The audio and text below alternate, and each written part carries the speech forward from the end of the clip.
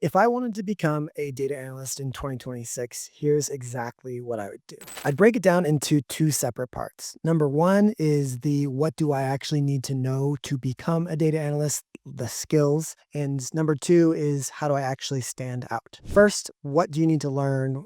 Where should you learn it? The biggest thing when it comes to becoming a data analyst is actually knowing the tools to analyze the data, but not only knowing the tools, but also having the mindset of a data analyst. And in my opinion, those are actually both learned best through doing projects and real life examples. A project is basically like a use case or an actual like real world example of you analyzing data. I'm not a really big fan of like all of these silly online tutorials and all these silly like, oh yeah, like step by step, this is this little sandbox and this is how you do this and this is how you do that. I just don't feel like it's super realistic. I personally learn best by doing hands-on real practice. And so I think why not just start with that? I also wouldn't learn everything because there's so many different things you could be learning. And my whole philosophy is we need to get your foot in the door as quickly as possible. So that way you can start to get paid to learn on the job. Like if you're going to try to learn everything before you feel ready to apply to data analyst jobs, you're going to be like 89 years old before you start applying for jobs. And I don't know about you, but I don't want to be working when I'm 89. So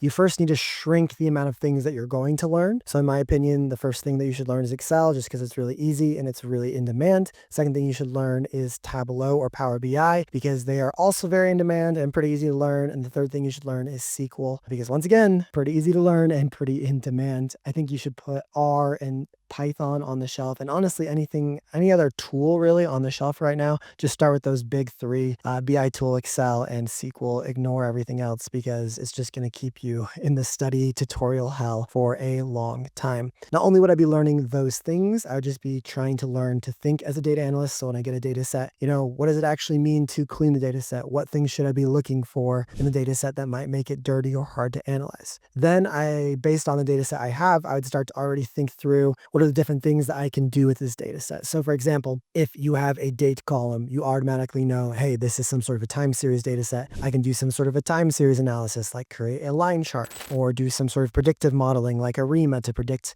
how this trend will continue down the road, 5 Decembers from now, like what is their numbers actually going to look like? If you have categories, you can say, okay, like what was this quantitative variable, like some sort of a price or some sort of a number? How does that number change in different categories? So like if you have like a blue product and a red product, like did the blue product sell more or did the red product sell more? What were the different margins on each of those? Like those are the different things that you can start to try to learn to think as an analyst. And in my opinion, it's actually really hard to learn to think as an analyst. Learning the skills is not easy, but it's a lot easier than learning to think like an analyst. The only way I really try to teach other people to think as an analyst is one, give them realistic examples where they can actually go through the process step by step of like, oh, okay, I kind of get this. I kind of get this. And the other one is what I call project hacking, which is basically you see someone else's analysis and read through what they did and you think, oh, okay. And you do that enough, eventually you start to think like an analyst. Like there's no magic bullet. There's no framework I can give you right now that's going to help you think like an analyst. It just comes with experience, and experience is just the amount of time that you have hands-on analyzing data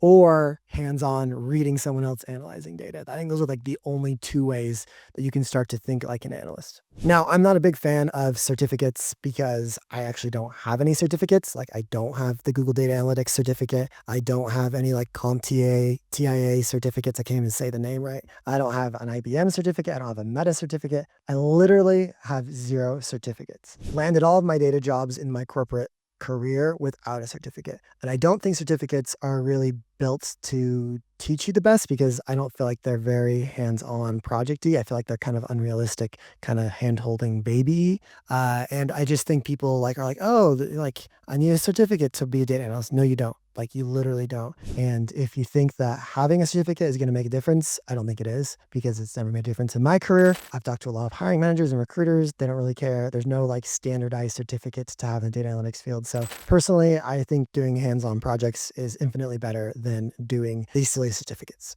And that actually leads me into the second half, which is, okay, let's say you learn Excel, you learn SQL, you learn Tableau. Great. But how do you actually stand out now? Because the data analyst job market is very competitive, especially kind of at that entry level junior data analyst role. Like, how do you actually stand out? And I think there's a couple different keys here. I think one of them is to actually broaden your job search because literally, you guys, everyone is looking to become a data analyst, but there's like literally 20 different titles that you could be searching for that aren't exactly data analyst, but basically they're a fancy title to say that you're a data analyst. I can't list them all right here, but business intelligence engineer, financial analyst, product analyst, pricing analyst, a lot of things that have the word analyst in it are going to be good for you because a lot of the times it's just like, hey, data analyst role plus domain smashed together, get a new title. And a lot of people aren't looking for those roles, so they're less competitive, but they're literally the jobs you're looking for. Now, I have proof of this because I actually run a data job board. It's called findadatajob.com. We post about 30 data jobs a day.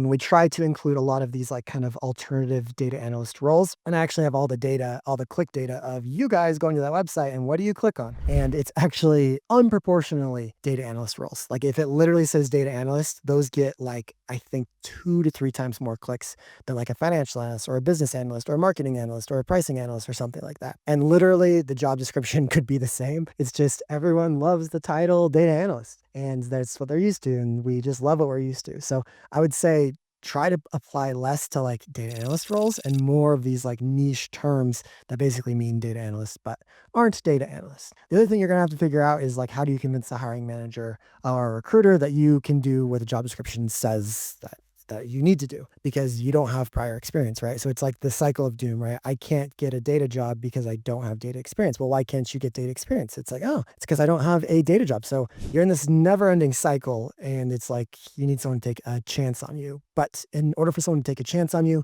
you actually need trust. And trust is hard to get, especially when you don't know someone, right? We trust people that we know, and you're going to be applying to recruiters and hiring managers who don't even know you at all. They don't even know your face. They hardly know your name. They just know a PDF that you gave them with some stuff on it. So that's where like really doing a good job on your resume, really doing a good job on your LinkedIn, maybe trying to send cold messages and actually networking, right? Like if you can get a cold message to a recruiter hiring manager that they actually like, that puts you so much far against all the other competitors. If you can have like a friend or a family member kind of refer you, then all of a sudden you're more trusted because they probably already trust that person. So like you need to come up with a game plan to actually get trusted by a recruiter or a hiring manager. And that is hard to do. Like I said, updating your resume, making it really good, making sure your LinkedIn is really good. And then the last thing I think is creating a portfolio. So remember we talked about those projects earlier, how it's the best way to learn. Creating those projects and then putting them on an online portfolio where it's like, hey, this is literally tangible evidence that I can do what the job description's asking. Like the job description right here, like look at here is a project that I did that basically mirrors what the job description is.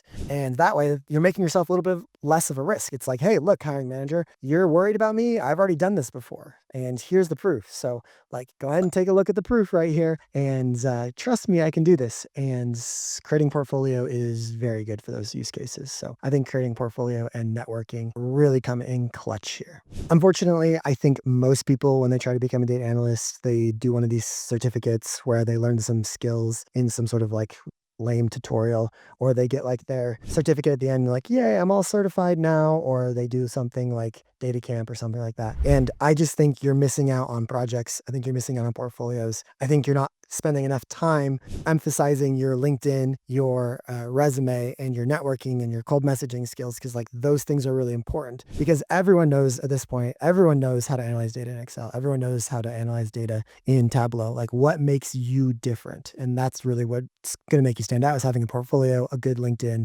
and a good resume. So personally, that's kind of what I would focus on instead of what most people are focusing on right now in this 2026 era of where it's really competitive to actually land a data job. If this resonated with you and you're like, yes, I want to actually do this, I'm interested in creating a portfolio, I'm interested in only learning some of the skills and then learning on the job and getting paid to learn, I actually run a boot camp where I teach people exactly how to do this from zero to landing their first data job. We'll create a bunch of projects together, we'll put them on a portfolio, we'll update your LinkedIn, we'll update your resume, give you templates for both of those, and help you network in cold message recruiters and hiring managers to actually land that first data job. If you're interested in learning with me, you can check it out at datacareerjumpstart.com/DAA,